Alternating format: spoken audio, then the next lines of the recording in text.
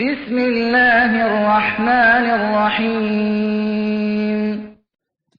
السلام عليكم ورحمة الله تعالى وبركاته. تحدثنا في الحلقة الفائتة عن أن توقف الزمن وتنظر إلى الماضي وتعالج العقد التي أسميها أنا قوانين وضعتها لحماية نفسك. وهذه العقد هي التي تؤثر على حياتك تأثيرا مباشرا، ولكنك لا تستطيع أن تراها لأنك غارق في الحياة التي هي ليست حياة. لتستعد إلى السعادة وتصبح سعيدا يجب أن تخرج من تلك الحياة التي وضعت فيها قوانين وأنت في صغرك ليس لك من التجربة والخبرة ما يكفي لوضع قوانين لحمايتك. والآن أصبحت شابا أو أكثر من شاب، رجلا، فعليك أن تخرج من تلك الحياة وتنظر إليها وتنظر إلى جميع الأشياء التي كانت مصدر تعاستك، وأنك وضعت لها قوانين لتحمي نفسك منها، وأن مرحلة الهروب من المواجهة قد انتهت.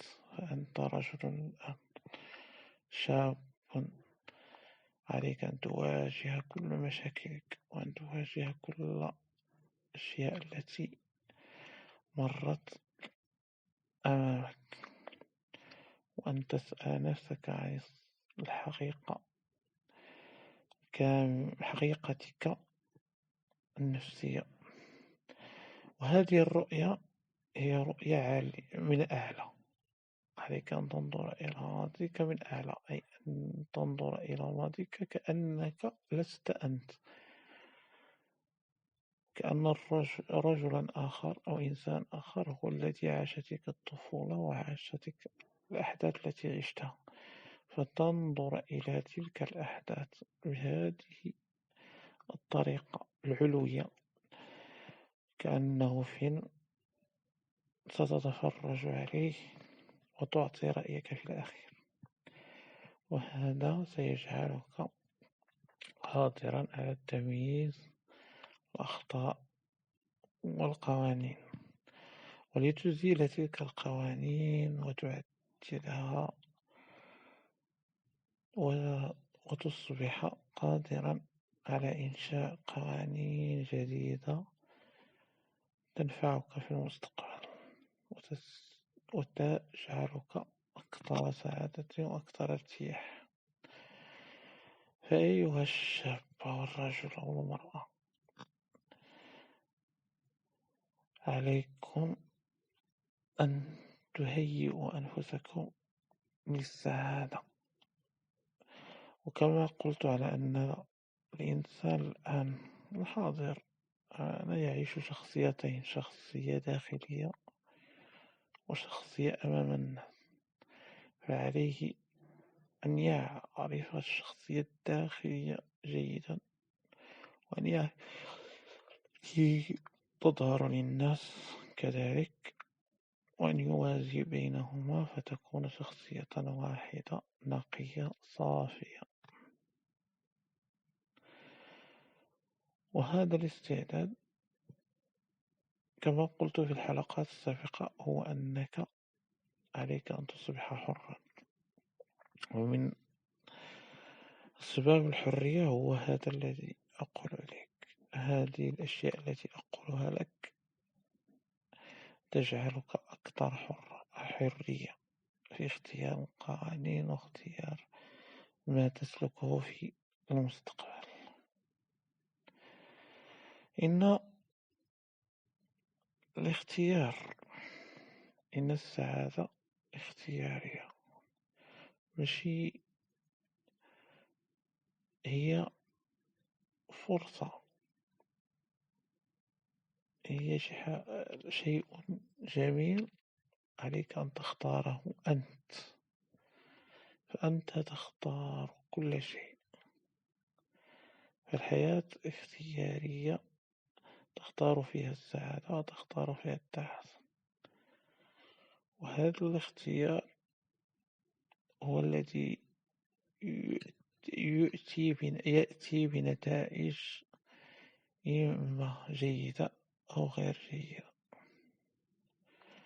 وأنا دائما أدعوك إلى الوسطية والاعتدال بين القوانين القديمة التي كنت قد أنشأتها والقوانين الجديدة، فلا يمكن أن تمحي تاريخك كله وتبدأ بتاريخ جديد، فهذا خطأ. التجربة لا بد أن تكون نافعة، وأي شيء جربته لا بد أن تأخذ عنه نتائج وأفكار لا تجعلك تخوض نفس التجربة ونفس الأخطاء. وهذا ما يجعل الإنسان إنسانا. فالإنسان فضله الله بالعقل، والعقل هو أمانة، إما أن يأخذك إلى طريق السعادة والفرح والحياة الهنيئة المطمئنة الخالية. فالتفريق بين السعادة كما قلت السعادة السيئة أو السعادة الفاسدة والسعادة الحقيقية. السعادة الفاسدة كما قلت تدخين، شرب الخمر، الأفعال السيئة كلها تأتي بسعادة فاسدة.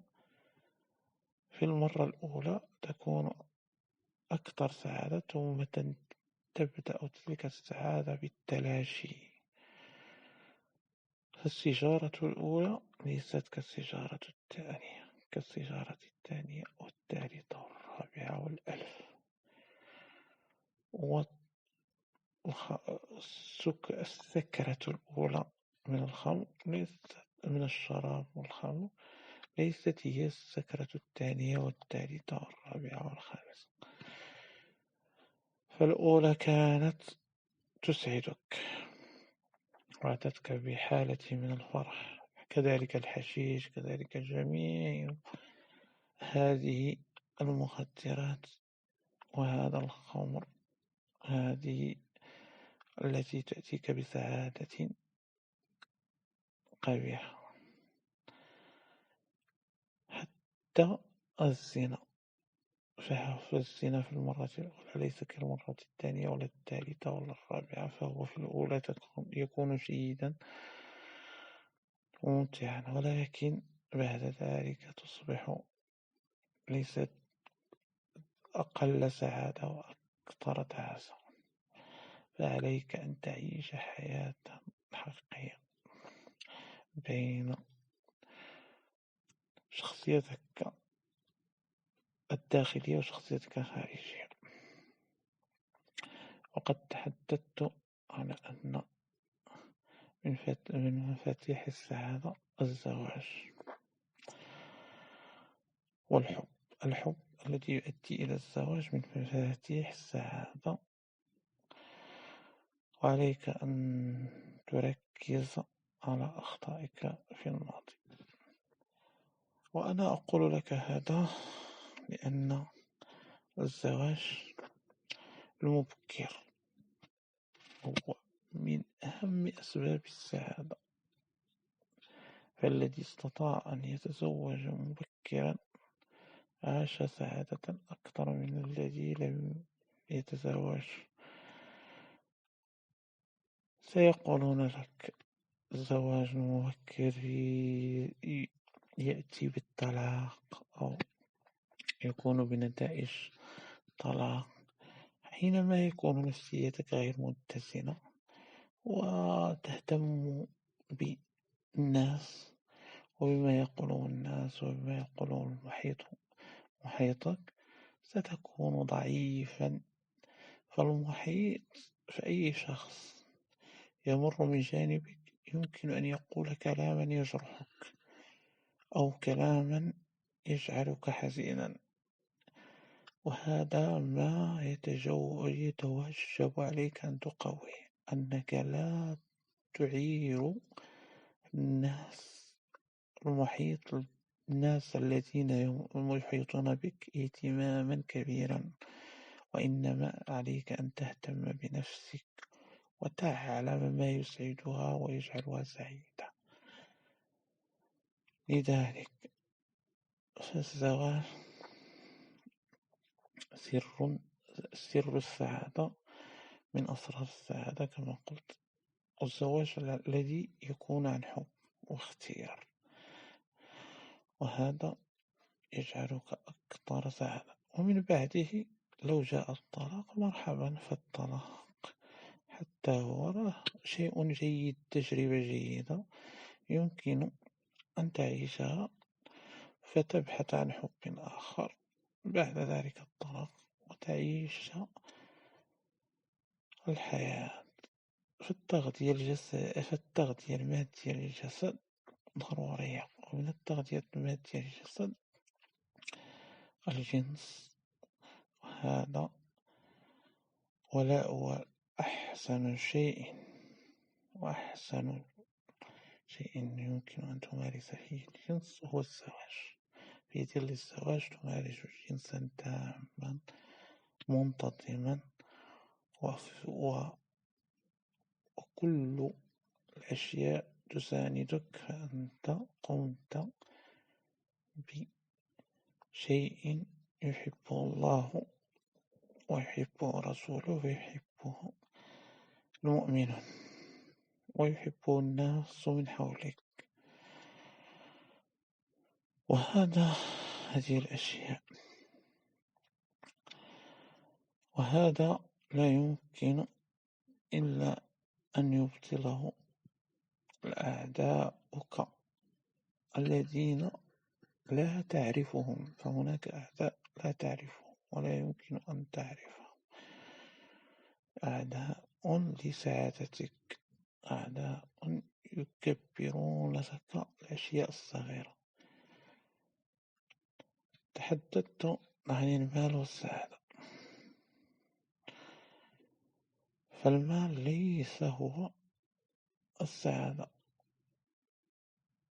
وإنما السعادة إنما المال وسيلة من وسائل السعادة. وكما قلت، ولا أعلم، حينما أكون تكلمت في حلقة من الحلقات أو درس فأتكلم على أشياء قلتها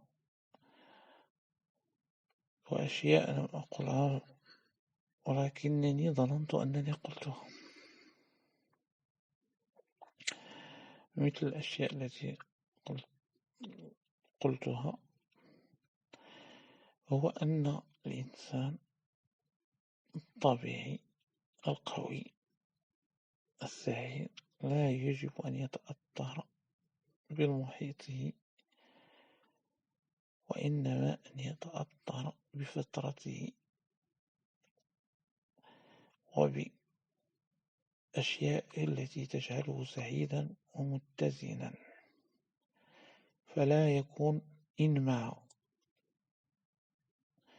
يعني مع الجماعة مع الناس هكذا، وإنما أن يكون متفردا في أفكاره، محبا للناس محبا لمحيطه، ولكن لا يؤثر فيه ذلك من شيء. فالزواج المبكر من أسباب السعادة، لأنه من التغذية المادية للجسد، وهو التغذية الجنسية التي تجعلك سعيدا ومتزنا.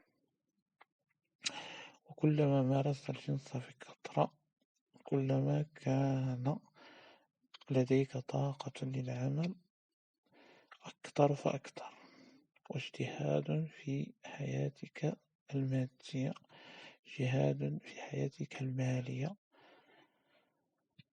في حياتك على عدة مستويات. والزواج يعطيك تعرفا، يعطيك عائلة جديدة، هي عائلة الزوجة. والزوجة تعطيك، والمرأة حتى هي تستفيد من عائلة زوجها فيصبح لها عائلة جديدة. والزواج المبني عن الحب والصدق لا بد أن يجعل الله فيه خيرا كثيرا.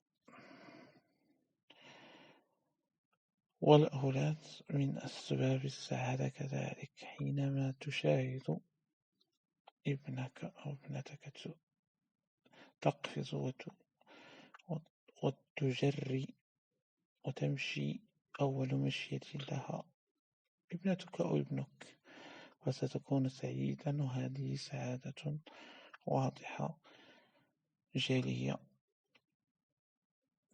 فعليك أن تعمل على إسعاد نفسك، وأن تحارب كل الأشرار الذين يكونون لك الشر ويبنون حائطا من كل جوانب لتكون محبوسا في صندوق صغير في قوقعة صغيرة تجعلك أكثر تعاسة وحزن، في قوقعة المخدرات أو الحشيش أو الزنا أو الكذب أو أشياء تافهة. فأنا أتحدث من جهة عقلية علمية، ودائما سترجع إلى أن دينك الإسلامي هو الدين الصحيح الذي يجعلك سعيدا. أقول قولي هذا وأستغفر الله لي ولكم. السلام عليكم. بسم الله الرحمن